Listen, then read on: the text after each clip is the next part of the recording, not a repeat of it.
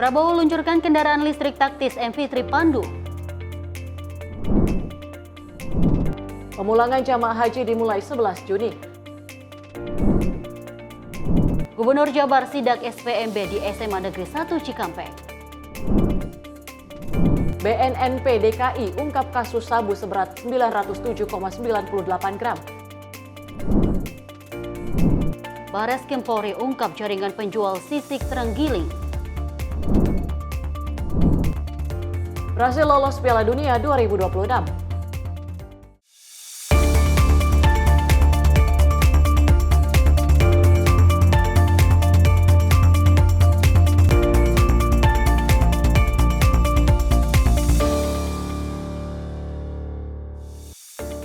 Halo, selamat malam pemirsa. Senang sekali kami menyapa Anda pada malam hari ini pastinya dengan sejumlah informasi menarik lainnya. Pemirsa, selain informasi yang telah kami hantarkan, kami juga akan menghadirkan sejumlah kegiatan kebijakan dari Menteri Kabinet Merah Putih dan sejumlah kepala daerah. Menyapa Malam juga akan menghadirkan informasi seputar peristiwa dan berita olahraga bersama saya Tiara Dianti dan saya Deo Manik. Simak informasi Menyapa Malam selengkapnya untuk Anda.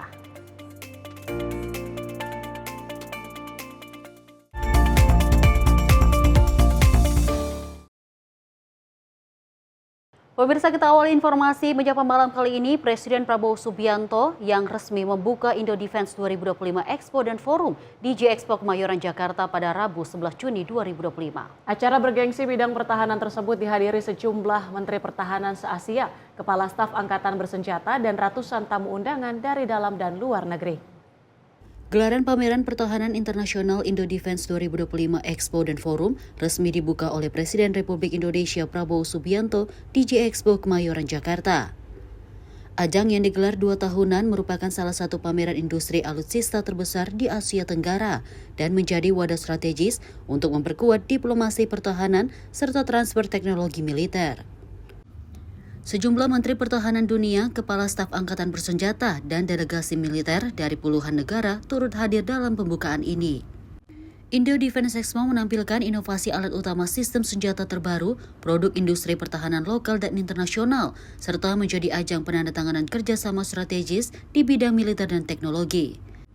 Selain pameran produk Indo Defense 2025, juga menjadi ajang penandatanganan kerjasama pertahanan serta dialog strategis antar negara untuk membangun kolaborasi dan pertukaran teknologi. Dengan gelaran ini, Indonesia diharapkan mampu memperkuat posisi sebagai pemain utama dalam industri pertahanan regional serta membangun kemandirian dalam memproduksi alutsista berstandar internasional. Dari Jakarta, Jihan Nabila Mutia Angkiani, Sinpo TV melaporkan. Pemirsa, Presiden RI Prabowo Subianto menyampaikan pidato pembukaan dalam acara Indo Defense Expo dan Forum yang digelar di J-Expo Kemayoran Jakarta pada Rabu 11 Juni 2025. Dalam pidatonya, Prabowo menegaskan pentingnya investasi dalam sektor pertahanan sebagai jaminan kemerdekaan dan kesejahteraan bangsa. Gelaran pameran alutsista Indo Defense 2025 Expo dan Forum resmi dibuka oleh Presiden Republik Indonesia Prabowo Subianto di J-Expo Kemayoran Jakarta pada Rabu pagi. Ajang 2 tahunan ini menjadi ajang strategis untuk memperkuat kerjasama industri alutsista dan menunjukkan keseriusan Indonesia dalam membangun sistem pertahanan yang modern dan mandiri. Presiden Prabowo menyampaikan tentang pentingnya kesiapan nasional dalam bidang pertahanan. Prabowo menyebutkan investasi di bidang pertahanan bukanlah sebagai pilihan, melainkan kebutuhan mutlak untuk melindungi kemanusiaan, kebebasan, dan kesejahteraan rakyat. Keselamatan suatu bangsa harus dijamin oleh pertahanan suatu bangsa. Tidak ada bangsa yang waras yang menghendaki perang.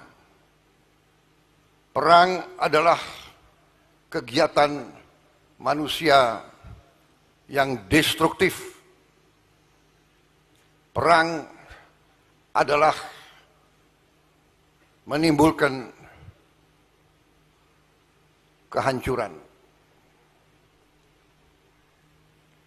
Tapi sejarah manusia mengajarkan bahwa suatu bangsa yang tidak mau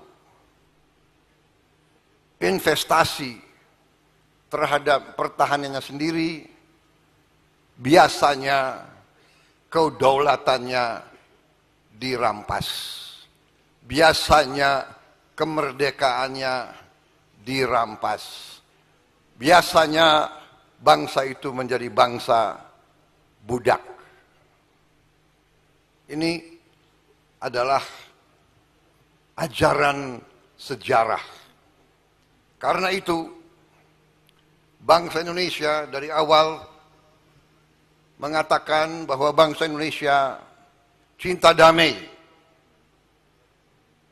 Tapi bangsa Indonesia lebih cinta perdamaian, lebih cinta kemerdekaan. Dari Jakarta, Jihan Nabila Mutia Anggiani, Sinpo TV melaporkan. Pemirsa, Presiden Republik Indonesia Prabowo Subianto meluncurkan kendaraan taktis listrik terbaru buatan PT Pindad yang diberi nama MV3 EV Pandu usai pembukaan pameran Indo Defense 2025 Expo dan Forum di G-Expo Kemayoran, Jakarta. Kehadiran kendaraan MV3 EV Pandu menunjukkan komitmen industri pertahanan nasional dalam mengembangkan teknologi ramah lingkungan di sektor militer. Di tengah suasana pembukaan Indo Defense, Indo Marine, dan Indo Aerospace 2025, Presiden Prabowo Subianto meluncurkan secara resmi kendaraan taktis listrik MV3 EV Pandu. Kendaraan 4x4 merupakan inovasi terbaru dari PT Pindad yang berbasis platform MV3 dan dirancang khusus untuk operasi militer dengan teknologi tenaga listrik. Dalam acara tersebut, Presiden Prabowo Subianto didampingi oleh Menko Polkam Budi Gunawan dan Menteri Pertahanan Syafri Samsudin. Sebagai simbol peresmian, Presiden Prabowo Subianto menandatangani plakat di atas kap kendaraan MV3 Pandu. Nama Pandu diambil dari tokoh Wiracarita Mahabharata yang juga melambangkan pemimpin atau perintis yang diharapkan dapat menjadi langkah awal dalam perkembangan kendaraan listrik militer nasional. Dari Jakarta, Jihan Nabila Mutia Anggiani, Sinpo TV melaporkan. Pemerintah berkomitmen menyelesaikan persoalan sampah sebelum 2029 dengan melibatkan aktif pemerintah daerah. Menteri Lingkungan Hidup Kepala Badan Pengendalian Lingkungan Hidup Hanif Faisal Nurofik ini juga menyampaikan bahwa Presiden Prabowo meminta percepatan penanganan sampah dengan melibatkan pemerintah daerah. Menteri Lingkungan Hidup Kepala Badan Pengendalian Lingkungan Hidup Hanif Faisal Nurofik menyampaikan bahwa Presiden Prabowo Subianto telah memberikan arahan untuk mempercepat penanganan sampah dengan melibatkan pemerintah daerah secara aktif. Hal ini disampaikan Hanif usai rapat terbatas yang dipimpin Presiden di Istana Merdeka pada 10 Juni 2025. Pemerintah menegaskan komitmennya untuk menyelesaikan persoalan sampah secara menyeluruh sebelum 2029 sesuai target RPJMN 2025 hingga 2029. Hanif menjelaskan bahwa strategi penanganan sampah dilakukan secara terpadu melalui pendekatan hulu dan hilir. Di hulu pengolahan akan difokuskan pada pembangunan TPS 3R dan TPST. Sementara di hilir, pemerintah mendorong pemanfaatan teknologi seperti waste to energy dan reverse derived fuel. Presiden Prabowo juga menginstruksikan agar percepatan ini dilakukan sejalan dengan peran dan tanggung jawab pemerintah daerah sebagaimana diatur dalam Undang-Undang Nomor 18 Tahun 2008. Diminta Bapak Presiden untuk kemudian concern terkait dengan sampah dengan Pak Rosan. Jadi Bapak sudah menargetkan di dalam RPJMN-nya beliau 2029 mestinya sampah selesai. Sehingga segala strategi telah kita susun bersama melalui beberapa pendekatan, mulai dari pendekatan hulu, TPS 3R, TPST, dan pendekatan hilir, waste to energy maupun RDF. Jadi ini sedang kita susun bersama-sama. Bapak Presiden minta dalam waktu segera kita berakselerasi dengan pemerintah daerah. Karena tanggung jawab sampah ini sesuai dengan Undang-Undang Nomor 18 Tahun 2008 itu pemerintah daerah. Sehingga nanti kami dengan Pak Mendagri akan bersama-sama sesuai arahan Bapak Presiden mengelit untuk kemudian diskusi langkah-langkah penyelesaian lebih lanjut. Menteri Dalam Negeri Tito Karnavian menambahkan bahwa Presiden sangat memperhatikan isu lingkungan, terutama masalah sampah yang sudah menjadi persoalan serius di banyak daerah. Pemerintah telah menetapkan 33 lokasi TPA sebagai prioritas konversi sampah menjadi energi. Akan digunakan mekanisme namanya waste to energy, merubah sampah menjadi energi. Nanti Danantara berperan di sana. Sementara 33 nanti kita hari Selasa rencana akan kita undang kepala daerahnya. Kemudian ada juga kepala daerah yang baru yang mungkin belum tahu. Nah, kemudian yang untuk yang mekanisme hulu tetap kita dorong yang melibatkan masyarakat sejak awal dalam rangka reduce, recycle, reuse, recycle. Sehingga ketika sudah di hulu ditangani, di tempat pembuangan airnya kurang berkurang. Sementara itu, Menteri Investasi Rosan Roslani menyatakan kesiapan Danantara untuk berinvestasi dalam proyek WTE dengan tetap mempertimbangkan kriteria tertentu dan melibatkan mitra strategis. Tim redaksi Simpo TV melaporkan.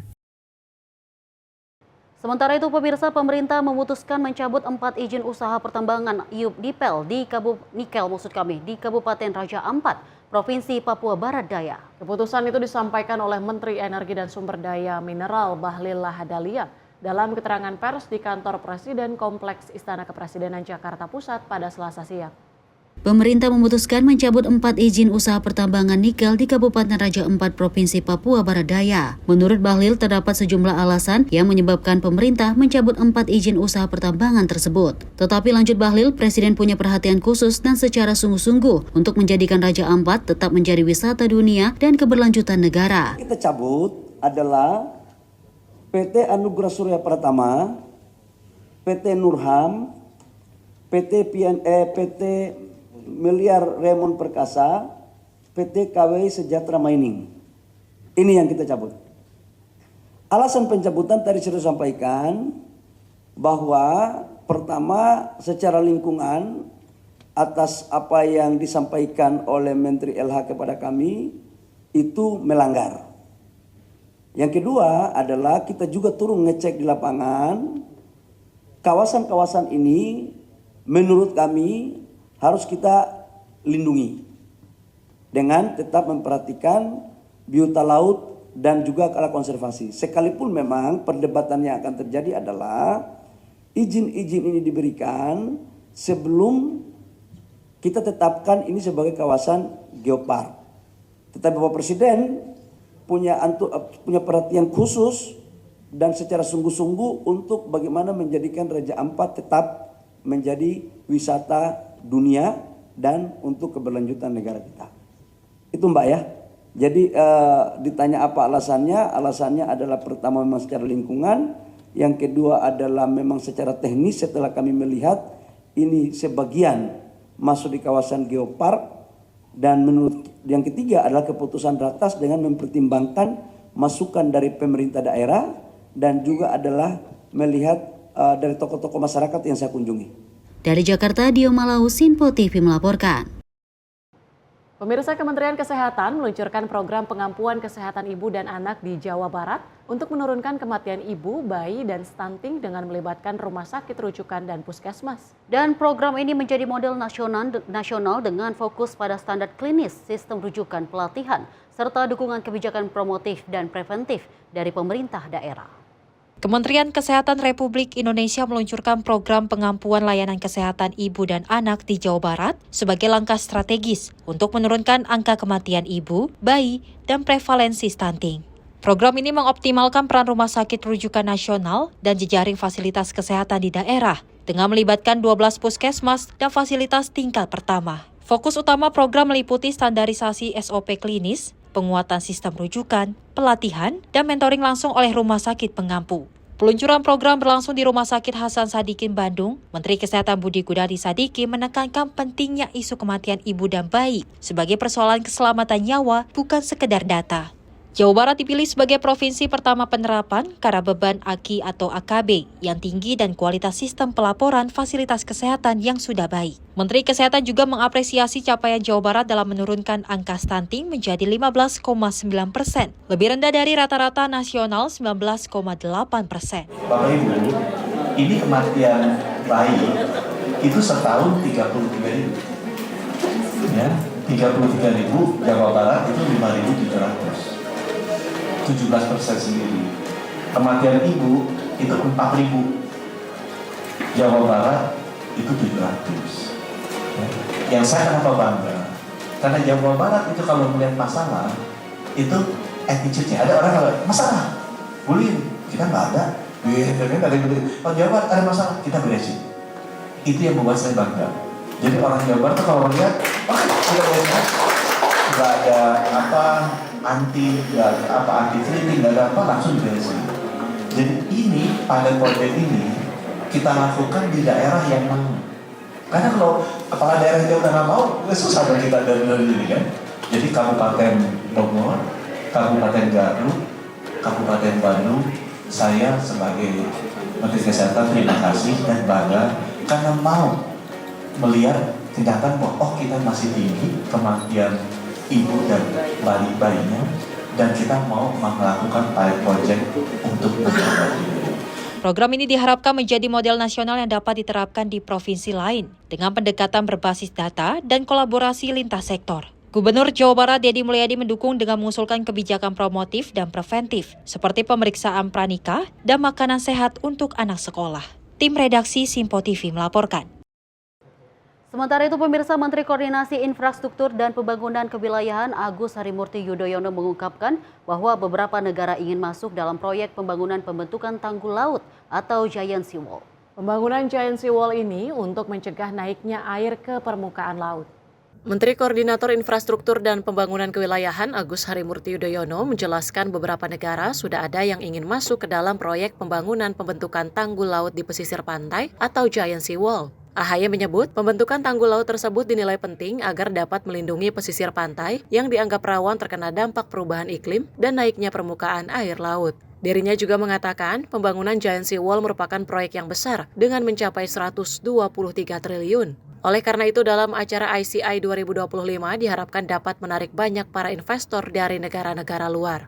Kita memitigasi bahaya banjir dan juga terjadinya penurunan permukaan tanah, sehingga proyek besar semacam Giant Sea Wall ini menjadi salah satu yang kita bahas, karena cukup banyak yang bukan hanya tertarik tetapi juga benar-benar serius ingin masuk ke proyek tersebut.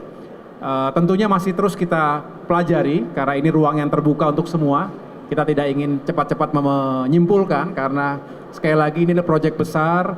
Kalau ditanya berapa, kurang lebih studi yang pernah kami lakukan di waktu sebelumnya adalah kurang lebih 8 billion US dollar. 123 triliun itu hanya untuk wilayah Jakarta, kurang lebih 41 km. Tetapi saya ingin menyampaikan pada kesempatan yang baik ini juga kepada teman-teman sekalian, yang perlu dipahami adalah menyelesaikan masalah land subsidence termasuk juga banjir rob, permukaan air laut yang makin tinggi, itu bukan hanya berbicara pertahanan pantai. Itu satu hal penting. Jangan sampai makin tenggelam, air laut makin tinggi ya tenggelam begitu. Makin menurun permukaan tanah dan air laut makin tinggi. Kita proteksi dengan tanggul-tanggul laut, tanggul pantai saat ini agar tidak ada yang tenggelam masyarakat kita. Tapi tidak cukup dengan itu, artinya ada permasalahan di hulu. Jadi hulu ke hilir ini harus kita bereskan. Harus ada sentuhan infrastruktur dasar, infrastruktur yang sekali lagi bisa meningkatkan kapasitas tampungan air hujan misalnya, untuk normalisasi sungai, di polder-polder yang dibangun, embung-embung yang sekali lagi bisa mencegah terjadinya banjir kiriman dari wilayah hulu. Dari Jakarta, Fahrizal Ahmad Amin, Simpo TV melaporkan. Pemirsa, jangan kemana-mana, usai jeda kami akan hadir kembali pastinya dengan sejumlah informasi menarik lainnya. Salah satunya terkait Menkom DJ, ajak media nasional, ajak kredibilitas di era digital. Sesaat lagi tetaplah bersama kami di Menyapa Malam Simpo TV.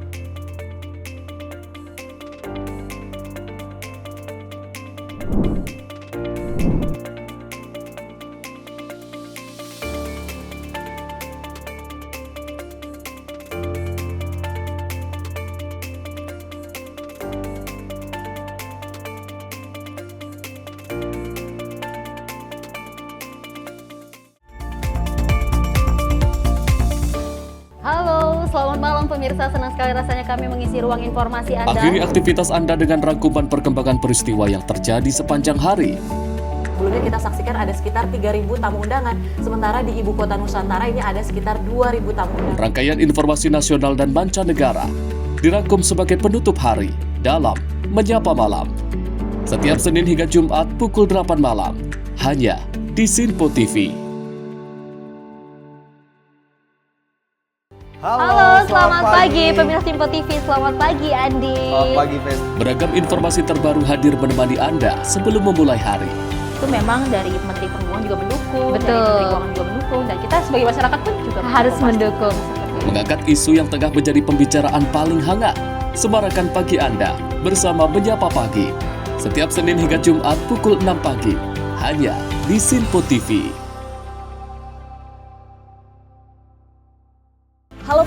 kami kembali hadir dengan sejumlah informasi yang kami himpun dari berbagai penjuru dunia. Rangkaian informasi yang membuat akhir pekan Anda begitu bermakna. Sebuah kelompok di Afrika Selatan memberikan layanan pertunjukan film dengan tenaga surya. Berita yang menjadi sorotan media dari dalam dan luar negeri. Kami hadirkan untuk menemani pekan Anda dalam Sinpo Dunia Sepekan, Sabtu dan Minggu pukul 9 pagi. Hanya di Sinpo TV. Kami hadir dengan rangkaian informasi dari berbagai penjuru dunia. Topik dan isu yang tengah menjadi sorotan mancanegara dikemas dengan lengkap untuk Anda.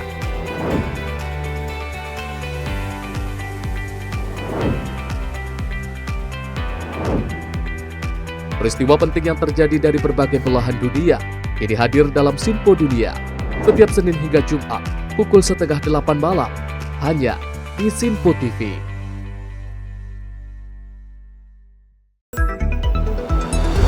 Jadilah yang pertama mengetahui perkembangan terkini seputar informasi dari lembaga parlemen. Punya data nasional, tidak ada satupun backup berarti kan? Tiba-tiba ada putusan yang nggak masuk akal dan seperti ini gitu. Kita biarkan rekomendasi kepada KPK, periksa! Kami hadirkan informasi paling akurat untuk mengawal setiap informasi dalam rapat komisi dan paripurna. Tentunya bersama saya Andi Rezaldi yang telah kami rangkum dalam program Sinpo Parlemen. Saya Arif Tufan. Saksikan Sinpo Parlemen setiap Sabtu pukul 6 pagi hanya di Sinpo TV. Pemirsa Sinpo TV kembali hadir menemani Anda dengan berbagai informasi yang telah kami rangkum dalam sepekan. Sajian lengkap informasi sepekan kami hadirkan untuk Anda. Badan Legislasi DPR menemui masa unjuk rasa di depan gedung DPR RI Senayan, Jakarta. Menemani akhir pekan Anda bersama keluarga dengan rangkuman berita menyeluruh dalam Sinpo Sepekan setiap Minggu pukul 6 pagi hanya di Sinpo TV.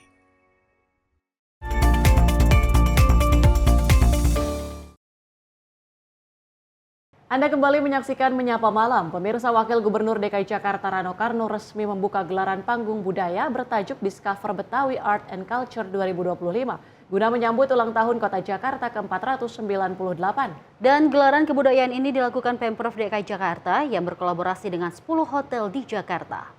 Menyambut Hari Ulang Tahun Kota Jakarta ke-498, Hotel Borobudur Jakarta berkolaborasi dengan pemerintah Provinsi DKI Jakarta hingga sejumlah pegiat budaya Betawi di Jakarta dalam rangkaian kebudayaan bertajuk Discover Betawi Art and Culture 2025. Adapun pada pembukaan panggung kebudayaan ini turut dibuka secara langsung oleh Wakil Gubernur DKI Jakarta Rano Karno. Di momen puncak Hari Ulang Tahun Jakarta pada 29 Juni mendatang, nantinya 5.000 penggiat budaya Betawi akan dihadirkan di kawasan Tugu Bundaran Hotel Indonesia. Adapun sebelumnya Pemprov DKI Jakarta menjalin kerjasama kepada 10 hotel yang ada di Jakarta. Kerjasama ini ditujukan untuk mengangkat ciri khas kebudayaan Betawi dalam nuansa menyambut ulang tahun Kota Jakarta. Dalam rangka menyambut HUT DKI Jakarta, kita telah memberikan kerjasama kepada 10 hotel, termasuk Borobudur ini, untuk mengangkat kuliner, kebudayaan, dan segala macam ciri khas Betawi dalam rangka yang pertama adalah ulang tahun Jakarta. Nah, jadi artinya ini adalah awal dari kegiatan besar, kalender besar, dan mudah-mudahan tanggal 29 Juni besok dalam rangka ulang tahun Jakarta, kita akan tampilkan 5.000 kebudayaan Betawi yang akan kita hadirkan di sekitar Tugu di HI. Jadi mungkin dari pencaksilat, tarian, pokoknya hampir 5.000 orang akan kita bikin parade kebudayaan. Kolaborasi Pemprov dengan sejumlah hotel di Jakarta ini sebagai upaya untuk mendukung program pariwisata yang berkelanjutan. Selain itu, semangat untuk mendongkrak perekonomian Indonesia turut menjadi faktor. Dengan ini, baik dari pemerintah maupun swasta mampu berjalan bersama secara efektif untuk mencapai sejumlah target yang tengah diupayakan. Dari Jakarta, Max Ajijul Hakim, Sinpo TV melaporkan. Pemirsa, Menteri Perlindungan Pekerja Migran Indonesia Abdul Qadir Karding ini mengajak generasi muda untuk berani mengambil peluang kerja di luar negeri melalui jalur yang legal dan terencana. Menurutnya, sektor-sektor seperti kesehatan, manufaktur, konstruksi hingga keperawatan di Jepang, Jerman, Korea, dan Kanada menawarkan pekerjaan formal dengan penghasilan yang menjanjikan. Hal ini disampaikan Menteri Perlindungan Pekerja Migran Indonesia Abdul Qadir Karding saat menghadiri sosialisasi peluang kerja luar negeri, penandatanganan MOU, serta deklarasi pencegahan pekerja migran Indonesia ilegal dan anti-TPPO di Palu, Sulawesi Tengah pada Selasa 10 Juni 2025. Acara tersebut diikuti ribuan pelajar SMA, SMK, dan mahasiswa dari berbagai perguruan tinggi di Kota Palu. Menteri Karding menyampaikan lebih dari 1,7 juta lowongan kerja di luar negeri terbuka untuk masyarakat Indonesia. Namun Indonesia baru mampu mengisi sebagian kecilnya karena banyak yang belum siap secara dokumen, keterampilan, dan juga bahasa. Dalam kesempatan itu, Menteri Karding mengajak generasi muda untuk berani mengambil peluang kerja di luar negeri melalui jalur yang juga legal dan terencana. Ia menyayangkan masih banyak warga yang memilih jalur non-prosedural atau ilegal. Menurut Karding, bekerja ke luar negeri bukan hanya untuk mencari uang, melainkan juga soal masa depan, pengalaman, dan juga kehormatan. Semua itu harus melalui jalur legal, bukan calo atau dokumen palsu. Tolong kepala-kepala desa bantu kami, sampaikan kepada warganya, diseleksi betul yang mau berangkat ke luar negeri, jangan sampai lewat calo, kasihan dia. Hidupnya akan susah kalau lewat calo.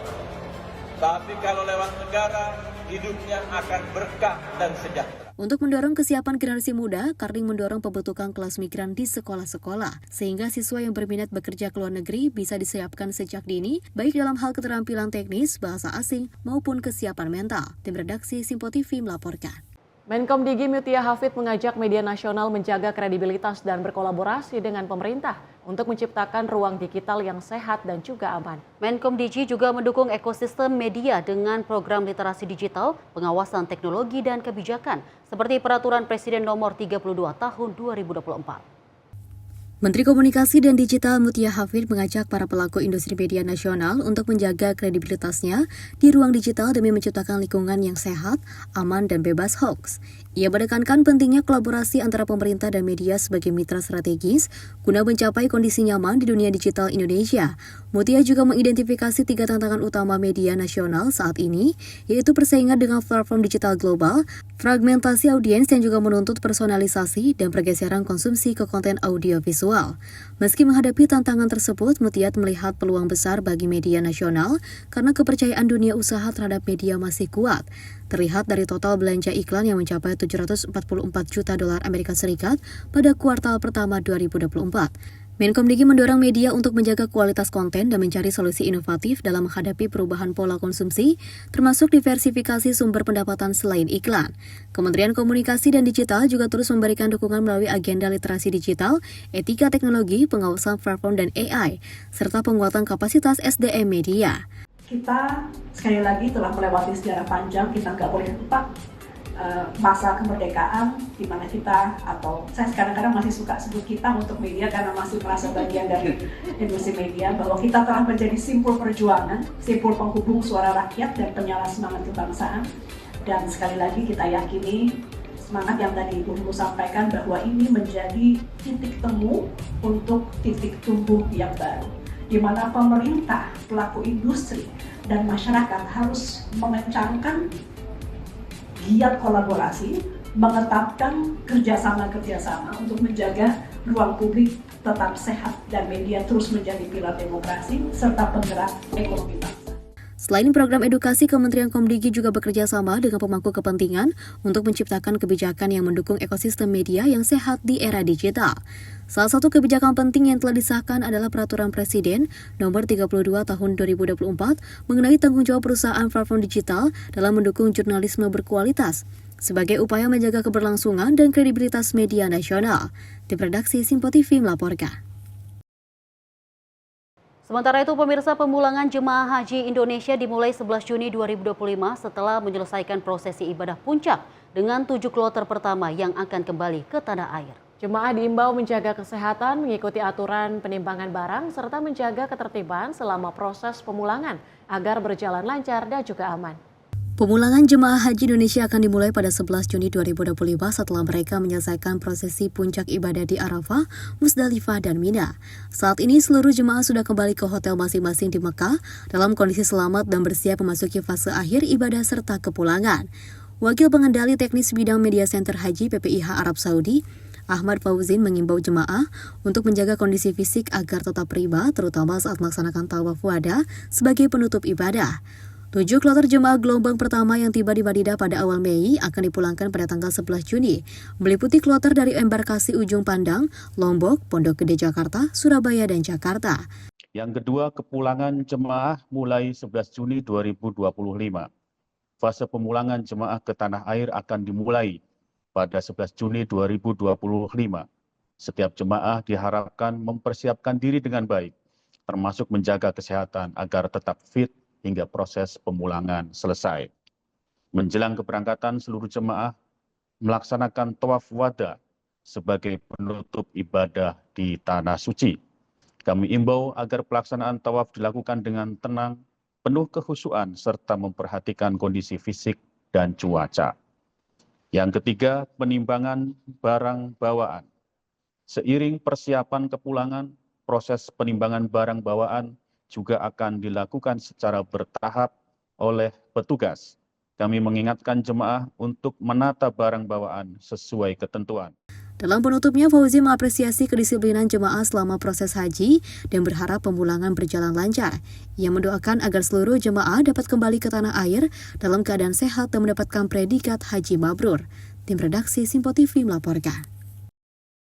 Anggota Tim Pengawas Haji DPR RI Edi Wuryanto mengomentari berbagai permasalahan kesehatan yang didapati saat pelaksanaan puncak haji di Mekah. Permasalahan tersebut juga diantaranya soal tenaga kesehatan yang masih terbatas, sehingga menyulitkan penanganan ketika ada jemaah yang sakit.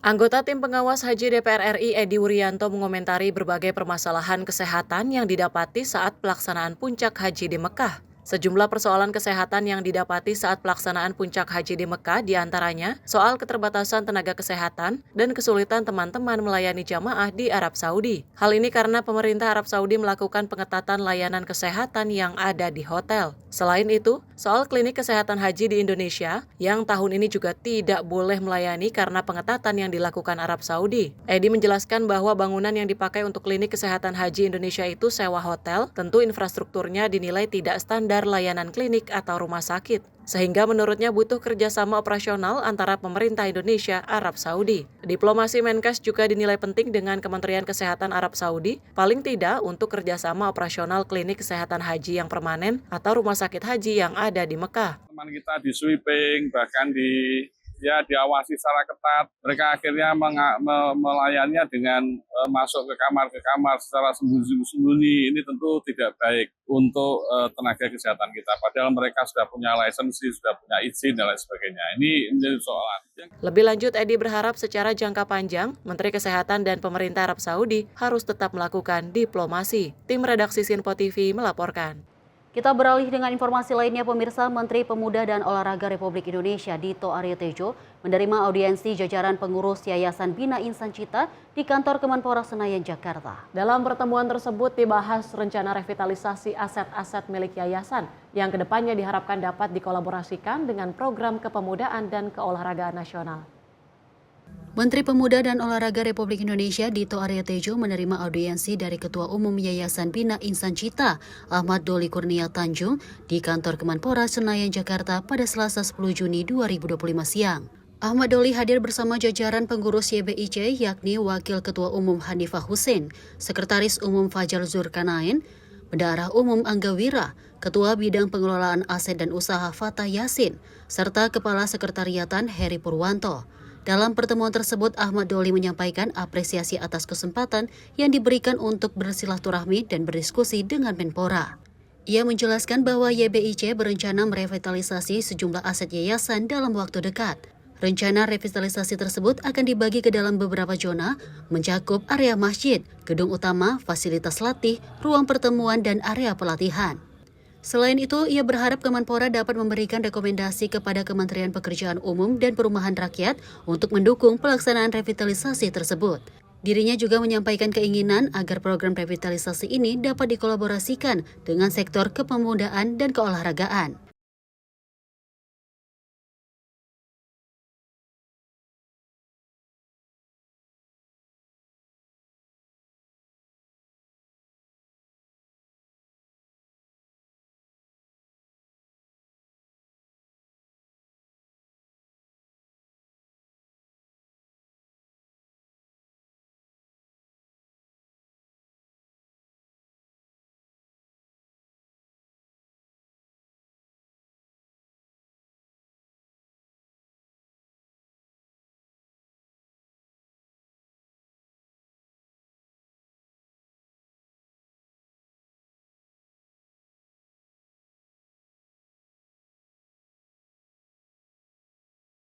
Sementara itu, Wakil Menteri Pemuda dan Olahraga RI Taufik Hidayat menerima audiensi Komandan Pusat Komando Pasukan Katak Laksma TNI Monang Hatorangan Sitompul di ruang kerjanya lantai 8, Geraha Kemenpora pada Selasa pagi. Dan dalam pertemuan tersebut membahas agenda kegiatan Fin Swimming Piala Kepala Staf Angkatan Laut 2025, termasuk lomba renang Selat Madura yang menjadi agenda tahunan TNI AL untuk menggaungkan semangat olahraga perairan di tengah masyarakat. Wakil Menteri Pemuda dan Olahraga RI Taufik Hidayat menerima audiensi Komandan Pusat Komando Pasukan Katak Laksamana TNI Monang Hatorangan Sitompul di ruangannya lantai 8 Geraha Kemenpora, Jalan Gerbang Pemuda nomor 3 Senayan pada Selasa 10 Juni 2025 pagi. Kedatangan dan Puskopaska beserta jajaran ini perihal agenda kegiatan Fin Swimming Piala Kepala Staf Angkatan Laut tahun 2025. TNI Angkatan Laut menginisiasi lomba renang Selat Madura tahun 2025 di Koarmada 2 Surabaya, Jawa Timur yang dikemas dalam kegiatan Fin Swimming Piala Kasal 2025. Kegiatan Fin Swimming Piala Kasal 2025 ini merupakan agenda rutin setiap tahun sebagai upaya TNI AL untuk meningkatkan kecintaan masyarakat dalam bidang olahraga perairan. Para pesertanya terdiri dari TNI Polri dan masyarakat umum. Dampus Kopaska Monang menyebut Fin Swimming Selat Madura Piala Kasal 2025 ini merupakan sinergitas antara TNI AL dan Persatuan Olahraga Selam seluruh Indonesia dengan menggandeng pihak swasta dan masyarakat. Selain itu, kegiatan ini juga merupakan sarana bagi atlet dan masyarakat olahraga selam renang untuk berkompetisi secara sportif. Tim redaksi Simpo TV melaporkan. Pramono buka Festival Jakarta Great Sale 2025. Informasi selengkapnya akan kami hadirkan usai jeda. Tetaplah bersama kami.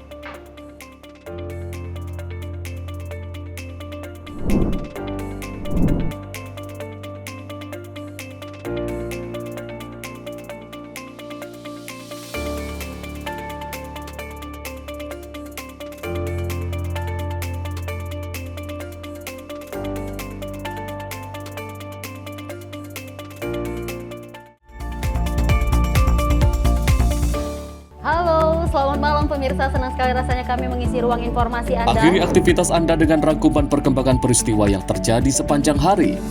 Sebelumnya kita saksikan ada sekitar 3.000 tamu undangan, sementara di Ibu Kota Nusantara ini ada sekitar 2.000 tamu undangan. Rangkaian informasi nasional dan mancanegara dirangkum sebagai penutup hari dalam Menyapa Malam. Setiap Senin hingga Jumat pukul 8 malam, hanya di Sinpo TV. Halo, selamat pagi pemirsa Simpo TV. Selamat pagi Andi. Selamat pagi, Ves. Beragam informasi terbaru hadir menemani Anda sebelum memulai hari. Itu memang dari Menteri Perhubungan juga mendukung, Betul. dari Menteri Keuangan juga mendukung, dan kita sebagai masyarakat pun juga harus mendukung. Mengangkat isu yang tengah menjadi pembicaraan paling hangat. Semarakan pagi Anda bersama Menyapa Pagi.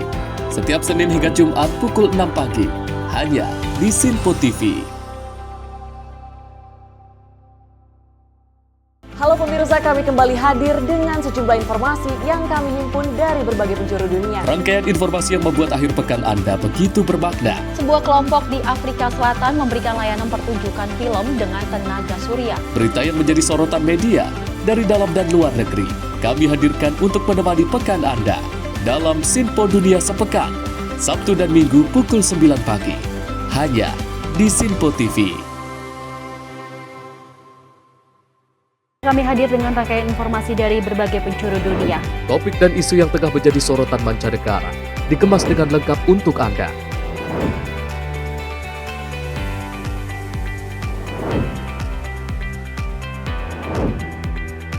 Peristiwa penting yang terjadi dari berbagai belahan dunia kini hadir dalam Sinpo Dunia setiap Senin hingga Jumat pukul 7:30 malam, hanya di Sinpo TV.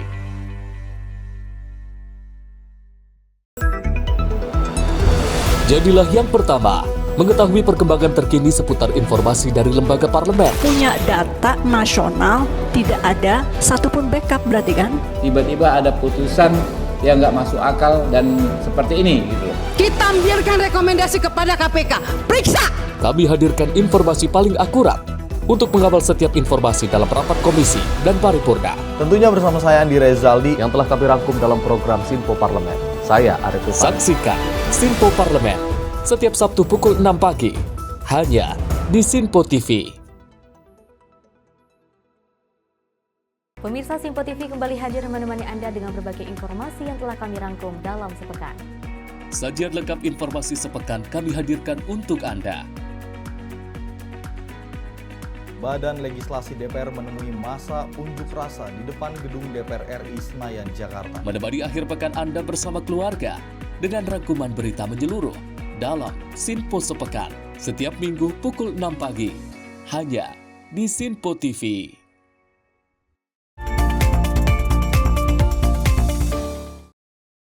Terima kasih pemirsa, Anda kembali menyaksikan Menyapa Malam Sinpo TV dan informasi kita lanjutkan kembali. Pemirsa, Gubernur DKI Jakarta Pramono Anung membuka Festival Jakarta Great Sale 2025 di Karet Semanggi, Jakarta Selatan pada Selasa 10 Juni 2025. Festival Jakarta Great Sale 2025 diselenggarakan guna mempromosikan produk-produk UMKM dan mendorong daya beli masyarakat pada produk dalam negeri. Festival Jakarta Great Sale 2025 resmi dibuka. Gubernur DKI Jakarta Pramono Anung membuka Festival Jakarta Great Sale atau FJGS 2025 di Atrium Lipo Mall Nusantara Karet Semanggi, Jakarta Selatan pada Selasa 10 Juni 2025. Penyelenggara Jakarta Great Sale 2025 merupakan ajang untuk meningkatkan industri retail, pemberdayaan pelaku usaha lokal, dan menghidupkan pusat-pusat perbelanjaan yang diharapkan dapat memperkuat kota Jakarta sebagai destinasi belanja dan juga pusat ekonomi domestik yang mampu bersaing di kancah global. Pada tahun ini, FJGS mengusung tema The Ultimate Destination for Shopping, serta berkolaborasi dengan program Bina atau Belanja di Indonesia Aja. Dengan mengucap Bismillahirrohmanirrohim, pada hari ini Selasa tanggal 10 Juni 2025, Jakarta Great Sale tahun 2025 secara resmi saya nyatakan dibuka. Festival Jakarta Great Sale 2025 merupakan bagian dari rangkaian HUT ke-498 DKI Jakarta. Dengan diskon hingga 70%, FJGS hadirkan pengalaman belanja seru sambil dorong pertumbuhan ekonomi dan pariwisata ibu kota. FJGS 2025 berlangsung mulai dari tanggal 10 Juni hingga 10 Juli 2025 di 100 pusat perbelanjaan anggota APPBI DPD DKI Jakarta. Dari Jakarta, tim redaksi Sinpo TV melaporkan. Badan Penanggulangan Bencana atau Baguna PDI Perjuangan membangun posko bantuan kebakaran di wilayah Penjaringan, Jakarta Utara. Posko bangunan ini dipastikan akan melakukan mitigasi serta memberikan bantuan kepada masyarakat yang terdampak. Kebakaran yang melanda kawasan padat penduduk di wilayah Kapuk Muara Penjaringan, Jakarta Utara pada Jumat 6 Juni lalu menyebabkan ratusan rumah hangus terbakar, membuat sebagian warga kehilangan tempat tinggal dan membutuhkan bantuan seperti makanan. Dalam hal ini, Badan Penanggulangan Bencana atau Baguna PDI Perjuangan mengambil langkah cepat dengan membangun posko bantuan untuk korban bencana kebakaran. Posko Baguna PDIP ini nantinya akan memberikan bantuan program makan pagi, siang, dan malam, serta bantuan seperti pampers bayi hingga selimut. Kepala Baguna PDIP Hardianto Kenneth memastikan pihaknya terus membantu masyarakat korban kebakaran meskipun tanggap bencana biasanya ditetapkan selama 7 hari. Tanggap bencana itu biasanya kan sesuai aturan itu 7 hari ya, seminggu. Nah kita lihat dulu kondisi real di lapangan seperti apa. Kalau mungkin nggak menutup kemungkinan kalau setelah 7 minggu kalau memang masih butuh kita, masih butuh Baguna PDI Perjuangan DKI Jakarta, kita mungkin tetap akan di sini untuk membantu masyarakat yang terdampak gitu. Pokoknya pada prinsipnya gini,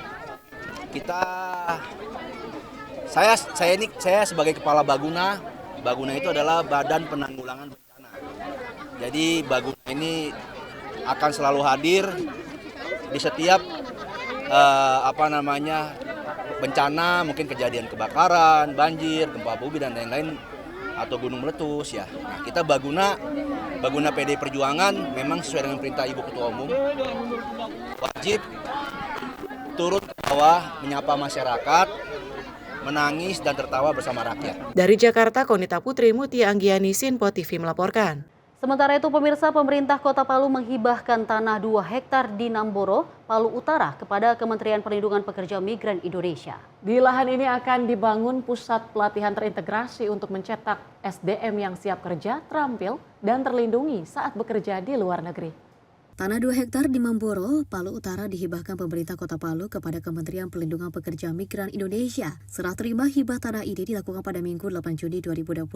Lahan ini menjadi fondasi bagi lahirnya ekosistem vokasi bagi calon pekerja migran Indonesia. Di atasnya akan dibangun pusat pelatihan terintegrasi untuk mencetak SDM yang siap kerja, terampil, dan terlindungi saat bekerja di luar negeri. Hal ini sebagai bentuk wujud nyata kolaborasi antara pusat dan daerah. Lebih lanjut, Menteri Karding menyampaikan bahwa vokasi akan didorong tumbuh di mana-mana, baik oleh investasi swasta maupun oleh negara dalam rangka mewujudkan asta-cita Presiden. Alhamdulillah Kementerian P2 ini disiapkan tanah kurang lebih 2 hektar itu di Mamboro, Kecamatan Palu Utara.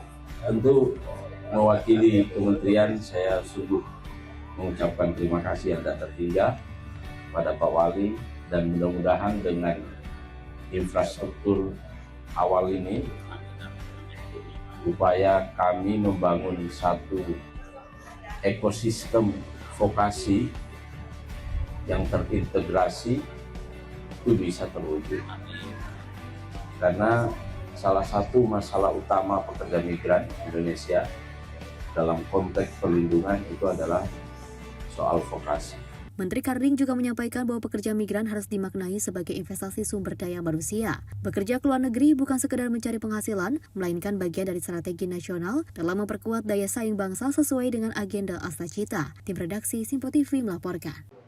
Pemirsa, Menaker Yasirli menyerukan pentingnya kerja layak, perlindungan pekerja, dan pertumbuhan ekonomi yang adil di hadapan negara-negara anggota Organisasi Perburuhan Internasional. Dan pemerintah Indonesia maksud kami ini terus berupaya menciptakan lapangan kerja yang lebih merata dan juga berkelanjutan.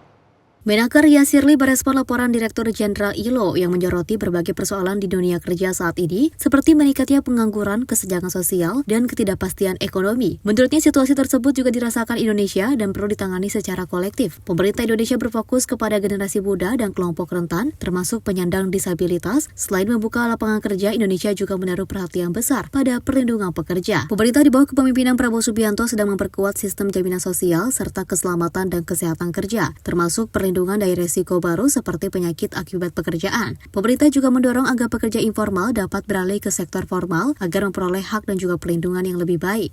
We share the commitment to respond boldly and constructively, working together to build a fair and resilient labor ecosystem. First, on jobs. Indonesia has put a serious effort to continuously reducing unemployment. We focus on creating inclusive and sustainable jobs, especially for youth and vulnerable groups, such as persons with disabilities, ensuring that no one is left behind. Indonesia, under the leadership of our President Prabowo Subianto, is steadfast in upholding the right to social protection. This includes the strengthening worker protection systems, particularly in the context of biological hazard, to ensure that workers are protected from emerging health risks. We are also focused on supporting the transition from informal to formal work, ensuring that decent work and social protection go hand in hand. We are promoting the creation of decent and sustainable employment in the green and digital sector. Indonesia stands ready to contribute to this global effort to ensure that jobs, rights, and growth truly reinforce one another for the benefit of all. Dari sisi pertumbuhan ekonomi, Indonesia meyakini bahwa produktivitas adalah kunci. Namun, pertumbuhan itu harus memberikan dampak nyata bagi semua pihak, baik pekerja maupun pengusaha. Menaker mendukung rencana darurat ILO untuk membuka peluang kerja bagi mereka yang terdampak konflik. Tim redaksi Simpo TV melaporkan. Pemirsa, Gubernur Jawa Barat Deddy Mulyadi melakukan sidak pada hari pertama sistem penerimaan murid baru di SMA Negeri 1 Cikampek, Selasa 10 Juni 2025. SPMB tingkat SMA SMK sederajat di Provinsi Jawa Barat dimulai hari Selasa 10 Juni 2025 dengan jadwal pendaftaran dan verifikasi dokumen sampai 16 Juni 2025. Gubernur Jawa Barat Deddy Mulyadi melakukan sidak pada hari pertama sistem penerimaan murid baru di SMAN 1 Cikampek pada Selasa 10 Juni 2025. Gubernur Jawa Barat juga mengingatkan agar proses penerimaan siswa baru dilakukan secara transparan, akuntabel, dan sesuai dengan aturan yang berlaku. Pada hari pertama, Deddy Mulyadi mendatangi salah satu SMA negeri di Cikampek, yakni SMAN 1 Cikampek, yang berlokasi di Jalan Insinyur Haji Juanda, Jomin Barat, Kecamatan Kota Baru, Kabupaten Karawang, Jawa Barat. Deddy kemudian menanyakan terkait dengan daya tampung di SMAN 1 Cikampek yang jumlahnya mencapai 396 atau 11 kelas dengan masing-masing kelas berjumlah 35 siswa. Pihak sekolah juga menyampaikan kepada Gubernur Jabar bahwa yang mendaftar dari semua jalur di SMAN 1 Cikampek bisa mencapai ribuan, tetapi daya tampung sekolahnya terbatas. Ia juga menegaskan komitmen pihak sekolah untuk menjalankan SPMB sesuai dengan aturan yang berlaku tanpa titipan atau intervensi dari pihak manapun. Dalam sidaknya, Deddy Mulyadi juga menyoroti jumlah pendaftar di SMAN 1 Cikampek yang mencapai ribuan sementara daya tampung hanya sekitar 396 siswa atau 11 kelas. Di hadapan Depan orang tua siswa, Deddy Mulyadi turut mensosialisasikan kebijakannya yang melarang pelajar keluar rumah di atas pukul 21.00 waktu Indonesia Barat, serta masuk sekolah mulai pukul 6.30 waktu Indonesia Barat. Tim redaksi Simpo TV melaporkan. Pemirsa, Gubernur Banten Andra Soni meresmikan unit layanan disabilitas atau ULD pada Dinas Pendidikan dan Kebudayaan Provinsi Banten. Andra Soni juga berharap kehadiran ULD memberikan layanan dan juga bantuan bagi anak-anak penyandang disabilitas di sekolah khusus. Gubernur Banten Andra Soni meresmikan unit layanan disabilitas pada Dinas Pendidikan dan Kebudayaan Provinsi Banten. Andra menyampaikan Pemprov Banten memiliki beberapa harapan terkait penyelenggaraan pendidikan khusus. Hal pertama adalah agar para guru mampu menciptakan dan menjaga komunikasi kelas yang hangat serta menerima keanekaragaman. Kedua adalah penerapan kurikulum yang multilevel dan multimodalitas. Baginya, kelas yang inklusif berarti pembelajaran tidak lagi berpusat pada kurikulum, melainkan berpusat pada anak. Ketiga, pemerintah harus menyiapkan dan mendorong guru untuk mengajar secara interaktif. Perubahan dalam kurikulum berkaitan erat dengan perubahan metode pembelajaran. Bagi Andra, pendidikan khusus harus membentuk sifat kerjasama, bukan sikap kompetisi. Peluncuran unit layanan disabilitas Dinas Pendidikan dan Kebudayaan Provinsi Banten yang selalu saya jalankan dalam hidup saya. Dengan segala keterbatasan, kita tetap masih bisa punya prestasi. Ya, jadi kalian nggak boleh tunggu hari esok apa yang kalian bisa kerjakan hari ini. Jadi jangan pernah menunda-nunda pekerjaan, ya jangan pernah anggap remeh orang lain, jangan pernah anggap remeh semua permasalahan, semua harus serius. Di setiap paripurna saya wajibkan untuk ada juru bahasa. Tadi saya melihat juga booth-booth dari masing-masing SMK. Saya lihat ya yang bidang tata boga, produk-produknya juga bagus-bagus. Dan tadi saya berdiskusi terkait dengan bagaimana mereka memasarkan bahwa dari proses berlatih, kemudian belajar itu ternyata mereka menghasilkan produk-produk yang bisa juga dikonsumsi oleh masyarakat. Tim redaksi Simpo TV melaporkan. Sementara itu, pemirsa, pendukung Timnas Indonesia membuat suasana Stadion Osaka, Jepang menjadi memerah jelang pertandingan lawan Jepang di kualifikasi Piala Dunia 2026. Sebagian besar pendukung Indonesia mengenakan jersey Timnas Indonesia. Ada pula yang hanya mengenakan kaos merah agar menyatu dengan supporter skuad Garuda lainnya.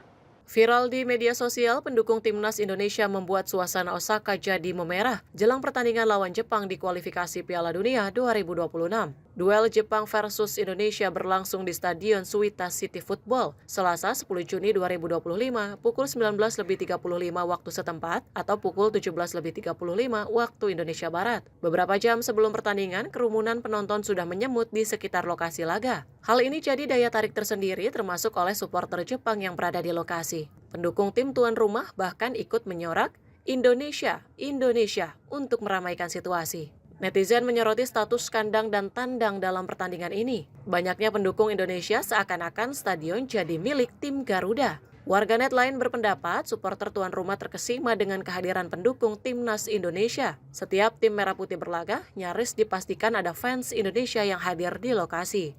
Meskipun laga melawan Jepang tidak lagi menentukan bagi Indonesia, pelatih tim merah putih Patrick Kluivert tetap menargetkan hasil positif dalam pertandingan ini. Tim redaksi Simpo TV melaporkan.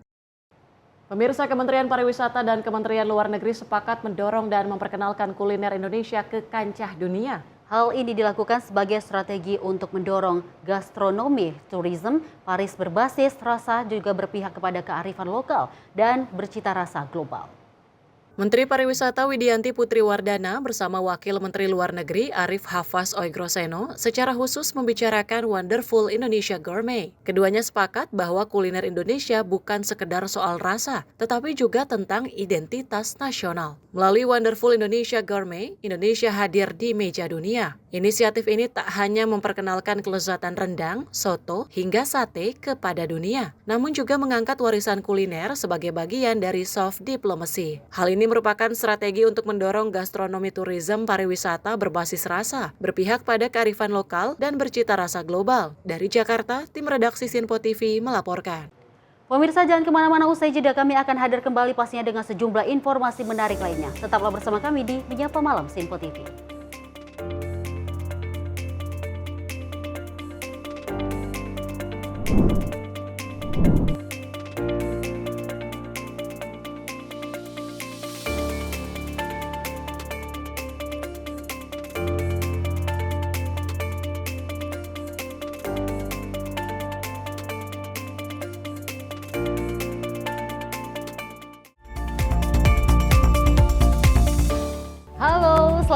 pemirsa, senang sekali rasanya kami mengisi ruang informasi Anda. Akhiri aktivitas Anda dengan rangkuman perkembangan peristiwa yang terjadi sepanjang hari.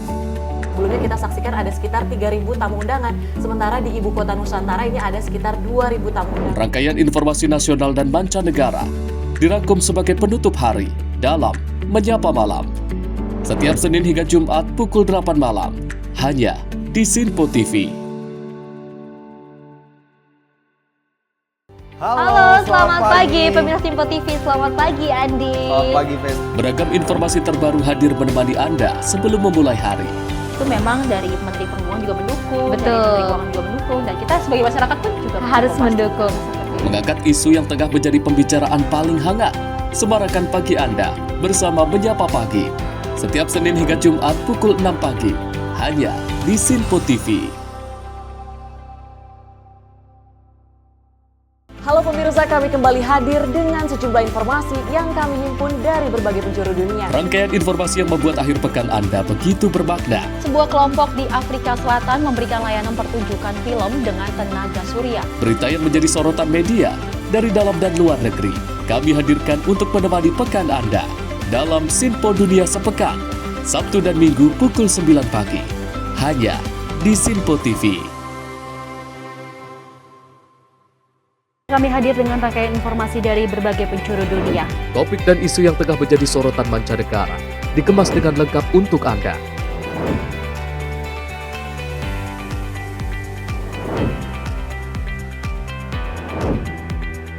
Peristiwa penting yang terjadi dari berbagai belahan dunia kini hadir dalam Sinpo Dunia. Setiap Senin hingga Jumat pukul 7:30 malam, hanya di Sinpo TV.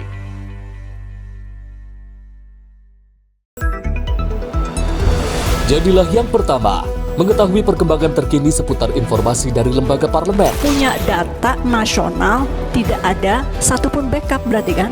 Tiba-tiba ada putusan yang nggak masuk akal dan seperti ini gitu. Kita biarkan rekomendasi kepada KPK. Periksa! Kami hadirkan informasi paling akurat untuk mengawal setiap informasi dalam rapat komisi dan paripurna. Tentunya bersama saya Andi Rezaldi yang telah kami rangkum dalam program Sinpo Parlemen. Saya Arif Rifani. Saksikan Sinpo Parlemen setiap Sabtu pukul 6 pagi, hanya di Sinpo TV.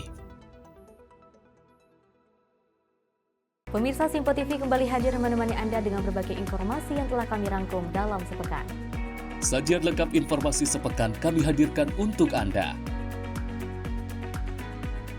Badan Legislasi DPR menemui masa unjuk rasa di depan gedung DPR RI Senayan, Jakarta. Menemani akhir pekan Anda bersama keluarga dengan rangkuman berita menyeluruh dalam Sinpo Sepekan setiap minggu pukul 6 pagi, hanya di Sinpo TV.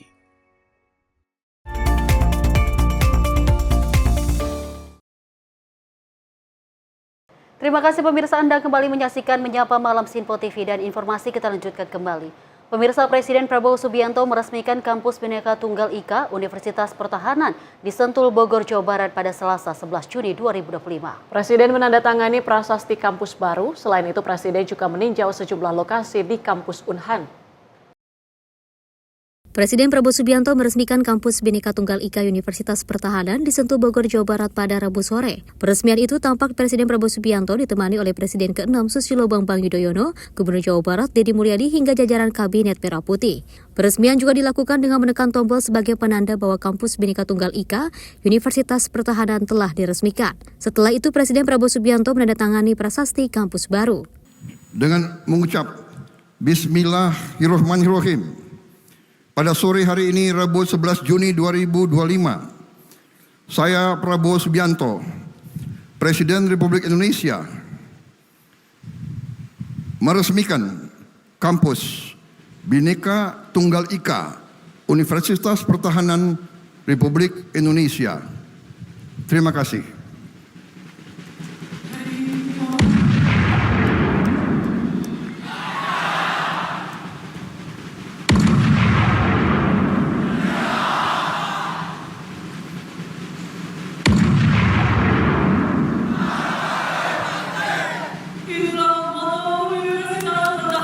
Republik Indonesia, Praditya Wiratama Nanggara Pati, yang berarti kadet mahasiswa yang cerdas dan berilmu sebagai calon pemimpin utama yang siap mengabdi kepada nusa dan bangsa negara Republik Indonesia.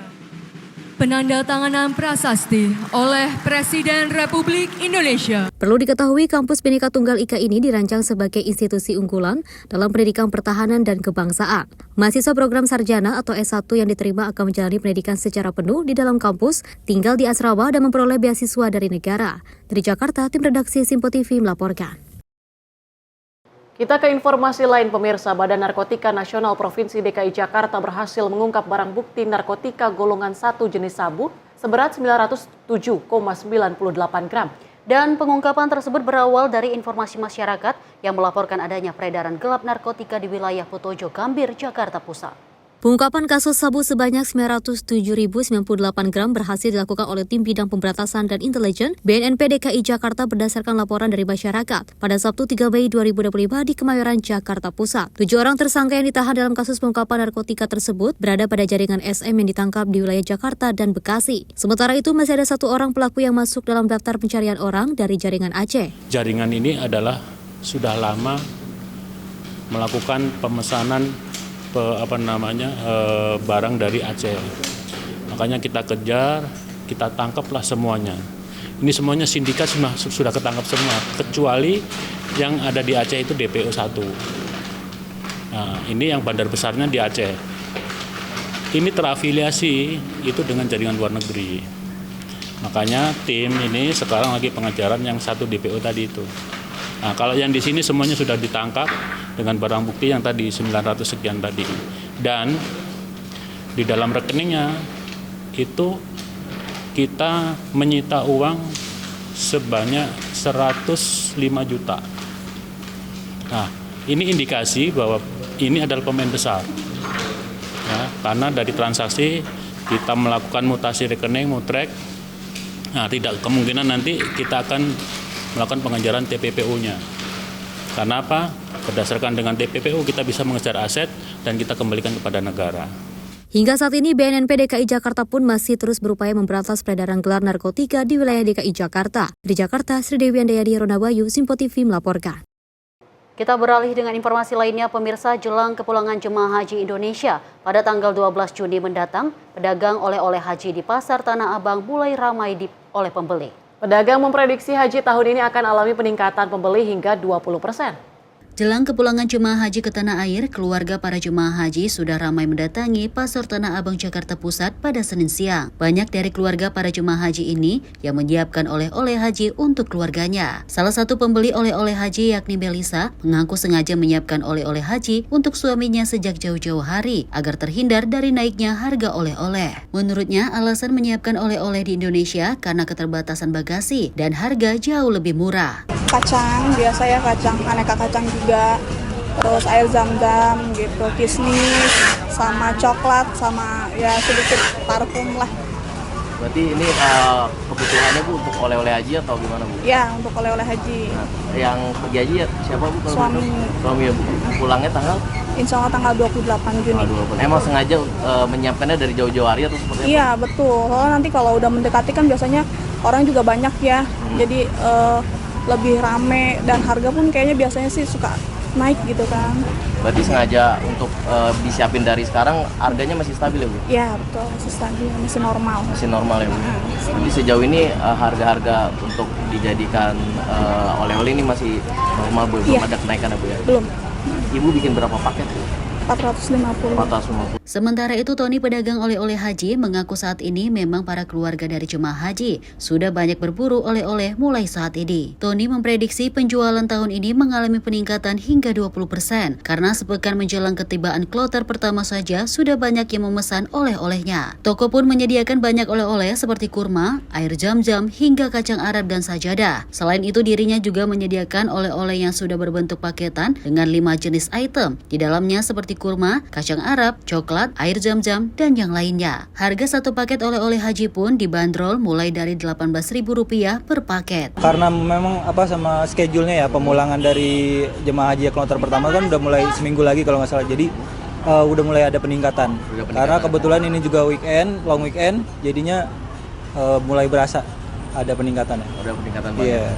Bang, ini tapi sejauh ini peningkatan ataupun penjualan di haji tahun ini dibanding tahun kemarin seperti apa? Apakah tahun ini lebih ramai atau seperti apa? Karena kita belum melihat keseluruhan ya, kemungkinan sih akan lebih meningkat sih. Kira-kira berapa persen, Bang? Bisa di 10 atau 20% ya peningkatannya. Ya, dibanding tahun kemarin. Iya. Nah untuk tahun ini apa aja Bang kira-kira yang paling sering diburu oleh para keluarga yang menyiapkan oleh-oleh haji untuk keluarganya? Standar aja ya, paling kurma, kacang Arab kayak gitu. Jadi kayak mereka ngurangin bagasi juga. Kalau terus yang jam-jam kayak gitu. Tapi yang kalau kita tuh biasanya kalau hajian tuh kebanyakan sajadah. Sajadah gitu. Itu udah paling best seller ya? Best seller. Paling sering dicari ya? Iya, oleh-olehnya juga sajadah. Diketahui jemaah haji kloter pertama asal Tulung Agung akan tiba di tanah air pada 12 Juni mendatang. Dari Jakarta, Dio Malau, Sinpo TV melaporkan. Menteri Koordinator Bidang Pangan Zulkifli Hasan menghadiri peringatan Hari Kewirausahaan Nasional bersama keluarga besar Himpunan Pengusaha Muda atau HIPMI. Dan Julhas menyampaikan momentum Hari Kewirausahaan Nasional dapat mendorong para pengusaha di Indonesia untuk terus tumbuh dan juga berkembang. Peringatan Hari Kewirausahaan Nasional tahun ini menjadi simbol penghormatan dan kesetaraan terhadap pengusaha usaha mikro, kecil, dan menengah, serta para pengusaha muda yang telah berkontribusi besar dalam mendorong roda ekonomi nasional. Menteri Koordinator Bidang Pangan Zulkifli Hasan menegaskan bahwa pemerintahan Presiden Prabowo Subianto adalah momentum kebangkitan bagi para pengusaha dimanapun berada hingga pelosok desa. Di mana sejak awal dilantik Prabowo Subianto langsung memberi insentif penghapusan utang bagi UMKM, hingga sekarang muncul Koperasi Desa Merah Putih. Dalam hal ini keberpihakan negara dan juga BUMN sangat penting untuk mengangkat usaha-usaha kecil menjadi usaha menengah bahkan usaha besar. Di bawah kepemimpinan Pak Prabowo, Pak Presiden kita, saatnya untuk UMKM, HIPMI, pengusaha-pengusaha nasional, saya kira untuk berkembang saat yang terbaik ya sekarang ini. Yang menjadi program prioritas utama pangan, makan dulu. Kalau pangan kita sudah cukup, dan alhamdulillah sudah cukup sekarang, setelah itu harus memperkuat ekonomi rakyat kita. Itulah diperlukan Kopdes yang digagas langsung oleh Bapak Presiden. Nah, Kopdes itu nanti ada 70.000 desa, 10.000 desa nelayan. Tiap desa nanti ada Koperasi Desa Merah Putih namanya. Nanti bapak-bapak bisa bergabung dengan Kopdes agar memudahkan UMKM ketimbang sendiri-sendiri. Sudah ada beberapa contoh, ada mock up. Sekarang ada beberapa mock up, mungkin sampai tanggal 12 Juli nanti sudah ada 80-an menjadi contoh. Jadi keberpihakan negara, keberpihakan pemerintah, keberpihakan BUMN. Itu yang paling penting untuk mengangkat usaha-usaha kecil ini menjadi usaha menengah dan usaha besar. Keberpihakan itulah sekarang ini yang diberikan oleh Bapak Presiden kita, Pak Prabowo Subianto. Julhas pun mengajak masyarakat untuk memaksimalkan momentum ini dalam mewujudkan pertumbuhan ekonomi nasional melalui partisipasi serta kontribusi HIPMI. Dari Jakarta, tim redaksi Sinpo TV melaporkan. Informasi berikut ini pemirsa, Kementerian Kependudukan dan Pembangunan Keluarga terus melakukan kolaborasi dengan pemerintah daerah. Salah satunya bersama Wakil Bupati Pandeglang Iing Andri Supriyadi. Kolaborasi ini dilakukan guna memperkuat pelayanan keluarga berencana hingga percepatan penurunan stunting berbasis keluarga di daerah. Wakil Menteri Kependudukan dan Pembangunan Keluarga Isyana Bagus Oka menerima audiensi dari Wakil Bupati Pandeglang Iing Andri Supriyadi. Dalam diskusi tersebut, keduanya turut menyoroti pentingnya penguatan layanan keluarga berencana, percepatan penurunan stunting berbasis keluarga, serta dukungan terhadap pengasuhan anak dalam periode 1000 hari pertama kehidupan. Tak hanya itu, Isyana meminta Wabu Pandeglang untuk berkolaborasi dan mendukung program 5 Quick Wins Kemenduk Bangga, mulai dari Genting, Gerakan Orang Tua Asuh Cegah Stunting, Tamasya, Taman Asuh Sayang Anak, Gati, Gerakan Ayah Teladan Indonesia, Sidaya, Lansia Berdaya, hingga Super Apps Keluarga Indonesia. Karena menurutnya keberhasilan pelaksanaan program sangat bergantung pada kolaborasi yang kuat antara pusat dan daerah. Dengan begitu, perjalanan menuju Indonesia Emas 2045 dapat tercapai dengan keterlibatan setiap keluarga di seluruh daerah, termasuk dari Pandeglang. Dari Jakarta, tim redaksi Sinpo TV melaporkan. Gereja Kristen Jawa atau GKJ Maguwo Harjo, Kapanewon Depok, Kabupaten Sleman, Yogyakarta kembali menggelar kirap unduh-unduh memperingati Hari Pentakosta 2025. Dan dalam hal ini pengusung semangat toleransi beragama, perayaan Hari Pentakosta ini juga melibatkan kirap hadroh dari remaja masjid setempat. Kirap unduh-unduh perayaan Hari Pentakosta 2025 Gereja Kristen Jawa Maguwo Harjo kali ini tampak berbeda dengan adanya kelompok kesenian hadroh dari para remaja masjid. Penampilan kesenian hadroh ini merupakan simbol semangat toleransi beragama yang kali ini juga menjadi tempat besar perayaan Hari Pentakosta Gereja Kristen Jawa Maguwo Harjo. Adapun tema perayaan Hari Pentakosta 2025 adalah Roh Kudus selalu menyatukan dengan harapan masyarakat bisa bersatu mewujudkan kehidupan berbangsa yang adil dan makmur. Kirap budaya unduh-unduh menempuh jarak 2 km dengan berjalan kaki, melintasi sejumlah dusun dan berlangsung meriah. Peserta kirap terdiri dari bregodo tradisional, gerobak sapi, hingga kesenian tradisional dan penunggang kuda. Tak ketinggalan pula 6 gunungan terdiri dari gunungan hasil bumi, gunungan alat tulis, dan lainnya. Adapun pesan yang disampaikan pada kesempatan ini adalah sesuai dengan tema Roh Kudus selalu menyatukan. Ialah gereja bersama-sama dengan masyarakat akan mewujudkan satu kesatuan itu dengan hidup guyup dan dalam satu kerukunan atau toleransi yang baik. Kirap unduh-unduh memperingati Hari Pentakosta ini kemudian berakhir di Kompleks Gereja Kristen Jawa Maguwo Harjo. Acara berakhir meriah dengan perebutan gunungan hasil bumi oleh ratusan warga yang datang menonton. Dari Kabupaten Sleman, kontributor Simpo TV melaporkan. Pemirsa, informasi berikut ini selain bertugas memadamkan api dan penyelamatan manusia maupun hewan, kali ini petugas pemadam kebakaran di Kabupaten Lampung Selatan mendapat tugas unik yakni memperbaiki genteng rumah warga yang sudah 1 tahun mengalami kebocoran. Merespon kesulitan masyarakat, Damkar Mat Lampung Selatan mengerahkan tim untuk membantu warga.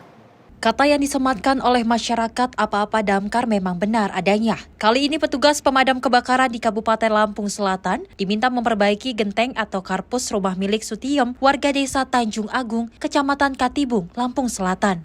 Menurut pemilik rumah, genteng sudah 1 tahun mengalami kebocoran dan sampai saat ini belum juga diperbaiki lantaran terbentur biaya. Ibu rumah tangga ini berinisiatif meminta pertolongan petugas damkar. Mengetahui hal tersebut, 2 petugas dikerahkan ke lokasi. Kemudian petugas dengan hati-hati naik ke atap rumah menggunakan alat seadanya. Butuh waktu 2 jam barulah petugas berhasil memperbaiki kerusakan tersebut. Perbaiki karpus rumah saya yang kena hujan, kena badai, kena angin. Sudah berbulan-bulan ini Pak, saya mau memperbaiki, tidak ada biaya.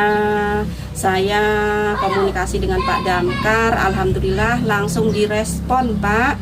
Saya komunikasi, saya telepon, sehari langsung direspon, alhamdulillah. Kepala Bidang Penyelamatan Ruli Fikriansyah membenarkan adanya warga yang meminta pertolongan memperbaiki genteng yang sudah lama bocor. Ia menyampaikan pihaknya selalu terbuka bagi masyarakat yang meminta pertolongan. Dia melaporkan bahwa karpet garpus rumahnya tertiup angin, sehingga ketika hujan dia mengalami kebocoran. Berdasarkan laporan tersebut, kita meluncur ke lokasi untuk memperbaiki karpet garpus yang ada di rumahnya tersebut. Dari Lampung Selatan, kontributor Simpo TV melaporkan. Tangis haru warnai momen kepulangan siswa peserta pendidikan karakter di markas Yonif 328 Rider Cilodong. Setelah 10 hari ditempa kedisiplinan dan karakter di barak militer, 100 siswa akhirnya dipulangkan ke pelukan orang tua mereka.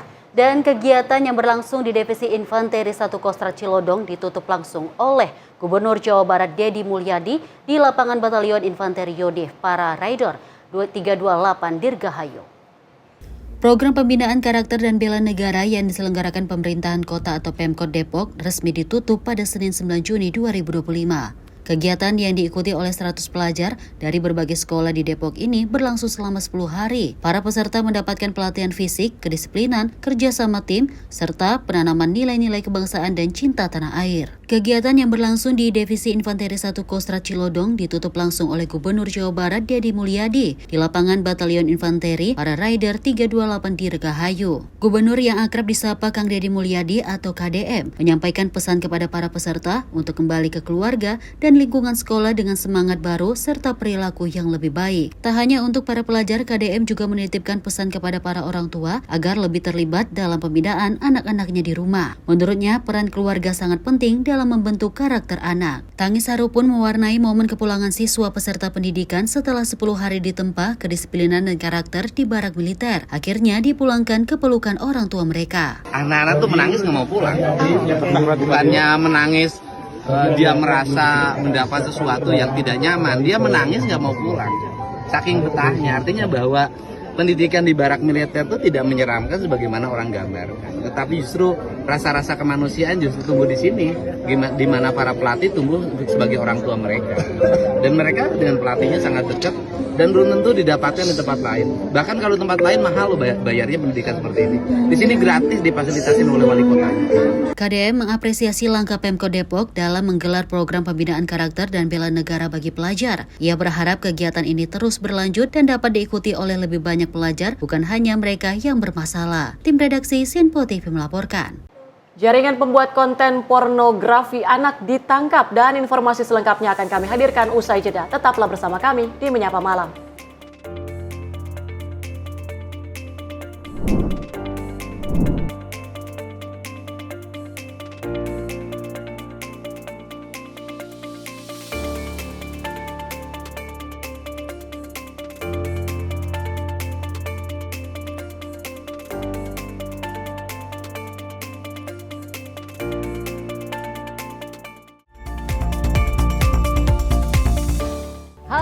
Selamat malam pemirsa, senang sekali rasanya kami mengisi ruang informasi Anda. Akhiri aktivitas Anda dengan rangkuman perkembangan peristiwa yang terjadi sepanjang hari.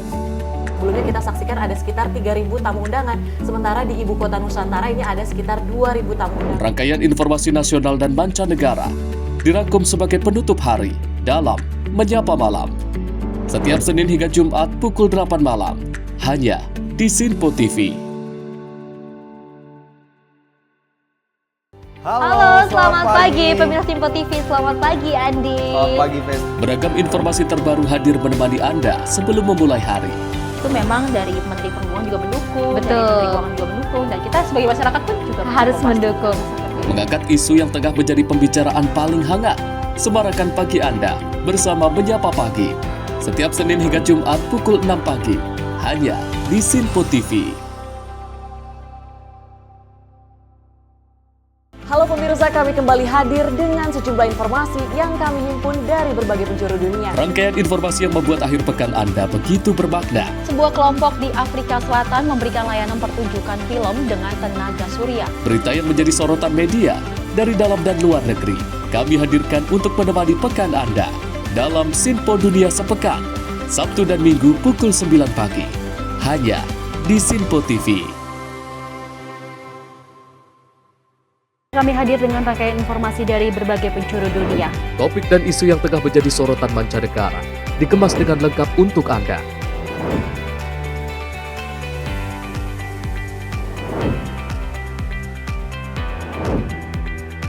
Peristiwa penting yang terjadi dari berbagai belahan dunia kini hadir dalam Sinpo Dunia.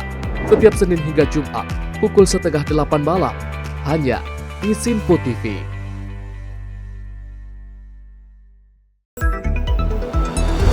Jadilah yang pertama mengetahui perkembangan terkini seputar informasi dari lembaga parlemen. Punya data nasional, tidak ada satupun backup berarti kan?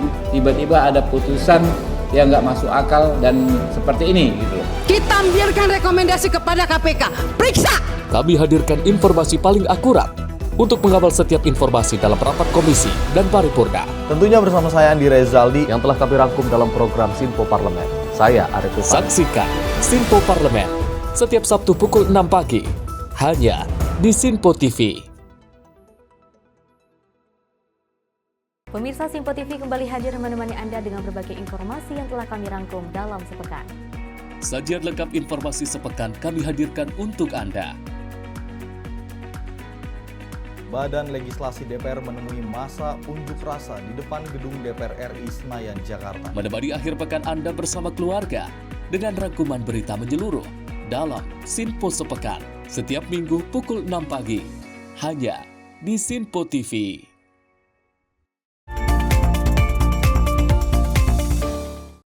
Anda kembali menyaksikan Menyapa Malam dan informasi kami lanjutkan. Pemirsa, di Tipiter Barreskrim Polri berhasil mengungkap tindak pidana perdagangan ilegal bagian tubuh satwa dilindungi berupa sisik terenggiling. Dan atas hasil pengungkapan tersebut, kerugian negara terhadap hewan yang dilindungi ini mencapai 1 miliar rupiah lebih.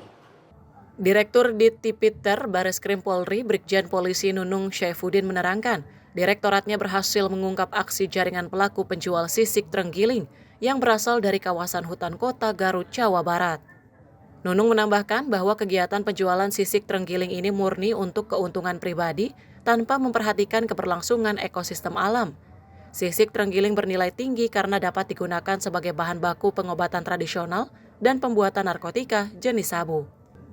Melalui pengungkapan ini, penyidik di Tipter Bareskrim Polri telah menetapkan 2 orang tersangka, R selaku penyedia sisik terenggiling dan H sebagai pihak penjual. Modus operasi yang dilakukan oleh para pelaku dengan menjual secara daring hingga mendapatkan barang melalui kurir daring. Penjualan ilegal sisik hewan terenggiling kerugian negara ditaksir sebesar 1,2 miliar rupiah.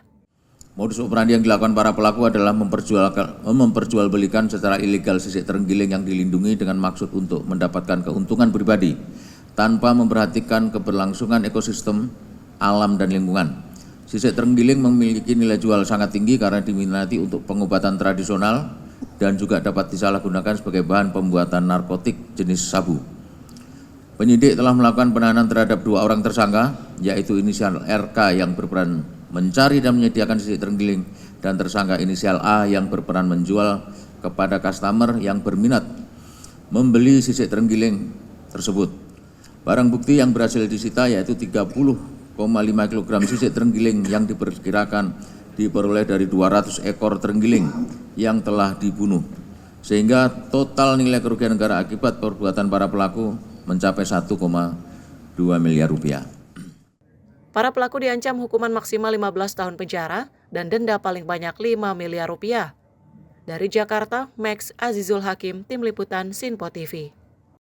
Kita beralih dengan informasi lainnya, pemirsa. Miris seorang anak perempuan ditemukan dalam kondisi penuh luka bekas penganiayaan di depan kios Pasar Kebayoran Lama, Jakarta Selatan. Diduga anak ini menjadi korban penyiksaan dan penelantaran oleh orang tuanya. Dulu dan ya pindahin dulu. Pindahin dulu.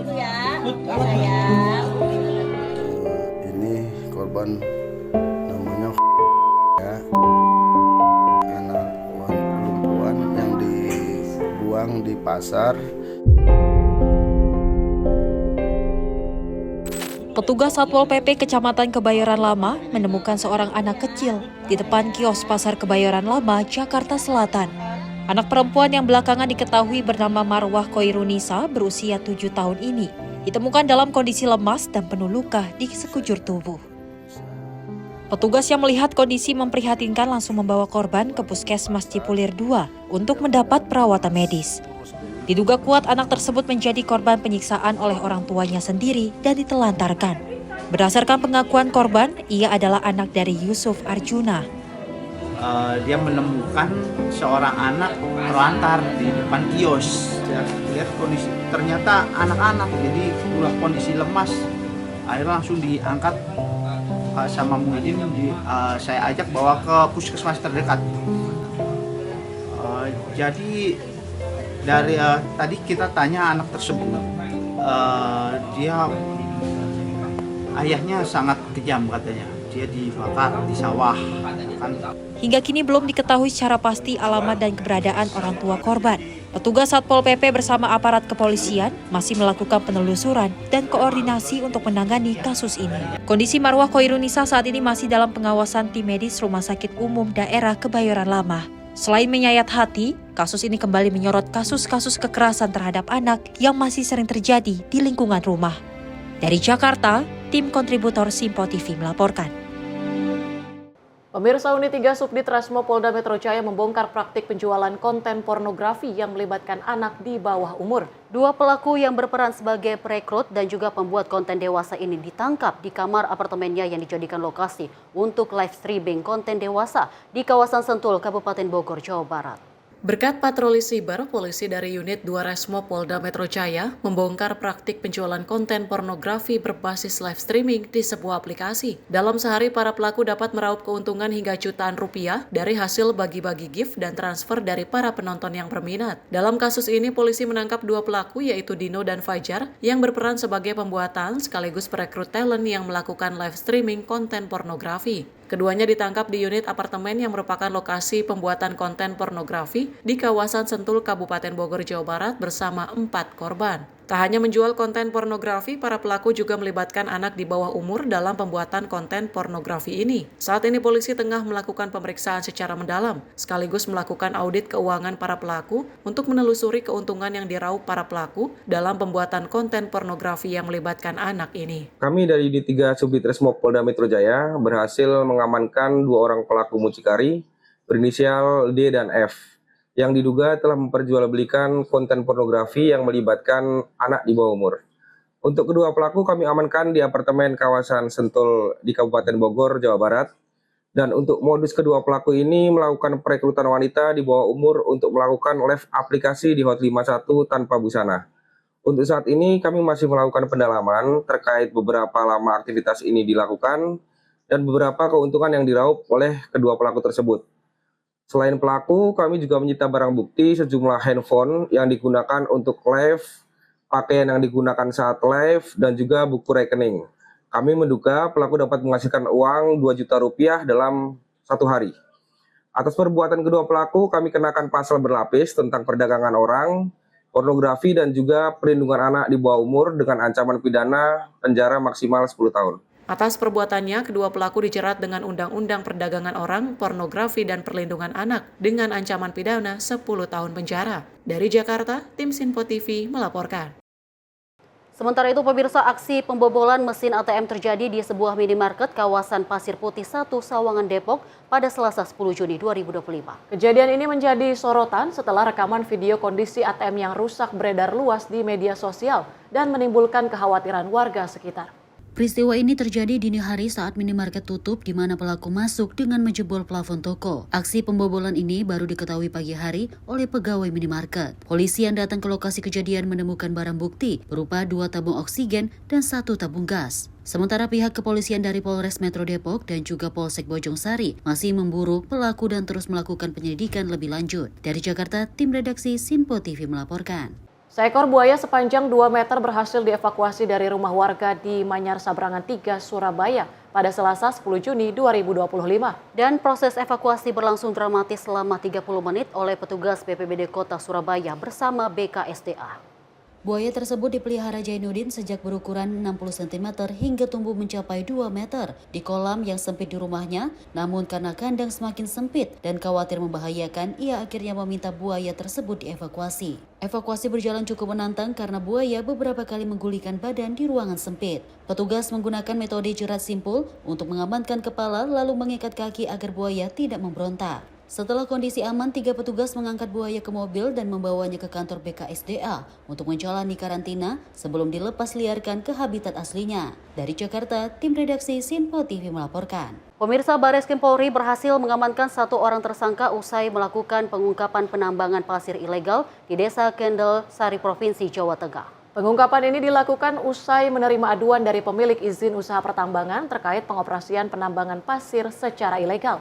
Direktorat Tindak Pidana Tertentu Polri Bareskrim Polri berhasil mengungkapkan dugaan tindak pidana penambangan pasir ilegal yang terjadi di Desa Kendal Sari, Kabupaten Klaten, Jawa Tengah. Direktur Ditipiter Bareskrim Polri, Brigjen Polisi Nunung Saifuddin, menerangkan aksi tindak pidana ini telah berlangsung selama 2 minggu dan taksiran kerugian negara mencapai 1 miliar rupiah. Melalui pengungkapan ini, penyidik Ditipiter Bareskrim Polri berhasil mengamankan 1 orang tersangka yang berperan sebagai koordinator lapangan serta menyita sejumlah peralatan yang digunakan dalam penambangan tersebut. Adapun dugaan tindak pidana ini dilakukan secara perorangan. Dengan ancaman pidana paling lama 5 tahun dan denda paling banyak 100 miliar rupiah.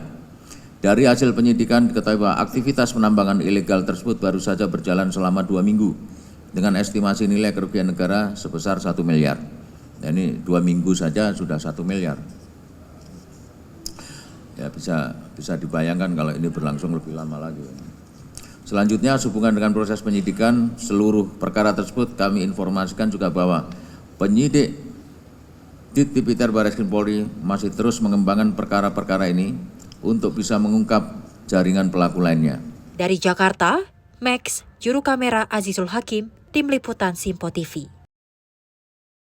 Pemirsa, panggung kayu acara musik remix di Palembang ambruk ke rawa membuat pengunjung panik dan tercebur bersama peralatannya. Beruntung tidak ada korban jiwa dalam insiden tersebut. Dari kejadian tersebut juga polisi memeriksa pemilik hajat terkait pelanggaran pemutaran musik remix di Palembang. Sebuah video viral menunjukkan kepanikan sejumlah pengunjung saat panggung acara musik hajatan ambruk ke dalam rawa di lorong Haji Umar, Kelurahan 8 Ulu, Palembang. Panggung yang terbuat dari kayu itu tiba-tiba roboh saat pengunjung tengah asyik menikmati musik remix. Dalam insiden tersebut, sejumlah kursi plastik, peralatan sound system, dan barang dagangan seperti minuman yang disediakan ikut tercebur ke rawa. Beberapa pengunjung bahkan tertimpa peralatan namun berhasil menyelamatkan diri dan barang bawaan mereka. Kapolsek Seberang Ulu 1 AKP Heri mengatakan tidak ada korban jiwa dalam insiden ini, namun ada beberapa warga yang mengalami luka ringan akibat ikut terjatuh. Sebelumnya, polisi telah melakukan imbauan agar pemilik acara tidak memutar musik remix di wilayah Sumatera Selatan. Pelanggaran aturan ini berujung pada insiden yang membahayakan keselamatan para pengunjung. Dari kejadian ini, polisi memeriksa pemilik hajat terkait pelanggaran pemutaran musik remix di Palembang. Tim redaksi Simpo TV melaporkan. Pemirsa, 20 bus bekas Transjakarta yang terparkir di kompleks kantor Suku Dinas Perhubungan Jakarta Barat terbakar pada Selasa 10 Juni 2025. Saat ini pun badan bus yang telah hangus dan berkarat satu persatu mulai dipreteli. Kursi plastik dari bus, rangka logam, dan berbagai komponen kendaraan lainnya tampak ditumpuk menjadi satu di area terminal. Kebakaran bus bekas Transjakarta di kompleks kantor Suku Dinas Perhubungan Jakarta Barat Selasa 10 Juni 2025. Asap pekat membumbung tinggi dari lokasi terbakarnya puluhan bus bekas Transjakarta itu. Embusan angin kencang serta banyaknya bahan material yang mudah terbakar membuat kobaran api cepat membesar. Api menjalar dari satu bus ke bus lainnya yang terparkir berdekatan sehingga kobarannya makin membesar. Petugas Suku Dinas Penanggung Pemadam Kebakaran dan Penyelamatan atau Gulkarmat Jakarta Barat yang tiba di lokasi langsung melakukan proses pemadaman. Menurut keterangan saksi mata, kebakaran ini diduga akibat adanya pekerjaan pemotongan besi menggunakan mesin las di lokasi parkir bus bekas Transjakarta. Sedikitnya 20 bus bekas Transjakarta yang terparkir itu ludes terbakar. Proses pemadaman melibatkan 90 personil damkar. Belum diketahui ada atau tidaknya korban jiwa maupun luka dalam peristiwa ini. Penyebab kebakaran masih diselidiki polisi. Bangkai bus bekas mulai dibongkar, sejumlah pekerja membongkar rangka-rangka bus yang hangus, mengambil bagian-bagiannya dan memilah besi untuk diangkut. Bus tersebut sudah bukan lagi menjadi aset PT Transjakarta atau pemerintah Provinsi DKI Jakarta. Bus-bus sudah menjadi milik pemenang lelang. Tim redaksi Simpo TV melaporkan. Kasus pembobolan dapur Satuan Pelayanan Pemenuhan Gizi atau SPPG di Solo yang disiapkan untuk program makan bergizi gratis kini dalam penyelidikan polisi. Dan 2 pelaku yang terekam oleh kamera CCTV saat melancarkan aksinya kini dalam buruan petugas kepolisian.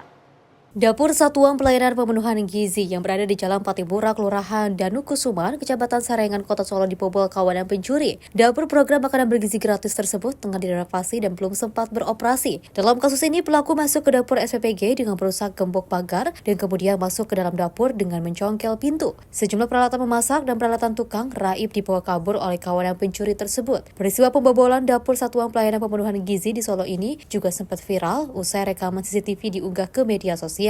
Kasat Reskrim Polresta Solo, AKP Prasetyo Triwibowo, membenarkan adanya laporan pencurian pada SPPG tersebut. Pihaknya saat ini juga tengah melakukan penyelidikan dengan memeriksa sejumlah saksi dan rekaman kamera CCTV yang merekam aksi pencurian tersebut. Fasilitas MBG